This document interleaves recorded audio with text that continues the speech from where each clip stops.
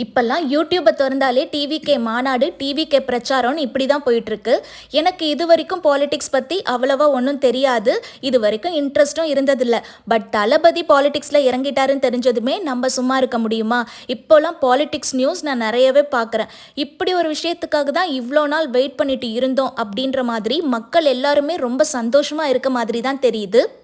ஆனால் எந்த கட்சிக்கும் கொடுக்காத தொல்லையை ஏன் டிவிகேக்கு மட்டும் தராங்கன்னு தான் புரியலை அப்படின்னு சொன்னால் அது பொய்யாயிடும். ஏன்னா நம்ம நாட்டில் தான் உண்மையை பேசுகிறவங்க வாயை அடைக்க என்னென்ன பண்ணணுமோ அத்தனையும் பண்ணுவாங்களே. அதனால ஏன் டிவிகேக்கு மட்டும் இவ்வளோ ப்ரெஷர் அப்படின்னு நம்ம எல்லாருக்குமே நல்லாவே தெரியும். ஆனாலும் நம்ம தளபதியும் எல்லா பிரச்சனையும் அப்படியே நமக்காக தாங்கிட்டு ஃபேஸ் பண்ணிக்கிட்டு சும்மா கெத்தாக நிற்கிறாரு. ஆனால் நமக்கு தான் பார்க்க ரொம்ப கஷ்டமாக இருக்குது. இருந்தாலும் நம்மளை நம்பித்தானே வந்திருக்காரு, பார்த்துக்கலாம் அப்படின்னு ஒரு தைரியமும் இருக்குது. ஏன்னா தமிழ்நாட்டு மக்கள் தான் நம்பி வந்தவங்களை நிச்சயமாக கைவிட மாட்டோமே. அவருக்கு இது 2026 நல்லாவே புரிஞ்சிடும். பட் இவங்க போட்டிருக்கிற 23 கண்டிஷன்ஸில் எந்த கட்சி எத்தனை கண்டிஷன்ஸ் ஃபாலோ பண்ணி பிரச்சாரம் நடத்துகிறாங்கன்னு தான் எனக்கு தெரியல.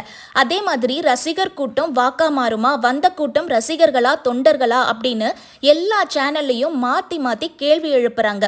ஒரு காலத்தில் எம்ஜிஆருக்கும் ரசிகர் கூட்டம் தான் தொண்டர்களாகி வாக்கா மாறுச்சு அப்படின்றத கேள்வி கேட்குறவங்க மறந்துட்டாங்க போல.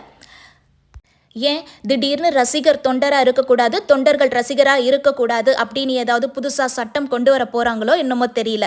அதனால் இனிமேல் நீங்கள் தைரியமாக சொல்லுங்கள், பட்டுன்னு சொல்லுங்கள். நீங்கள் ரசிகராக தொண்டரான்னு கேட்டால் டிவிகேக்கு நாங்கள் ரசிக்கும் தொண்டர்னு அப்படின்னு சொல்லுங்கள்.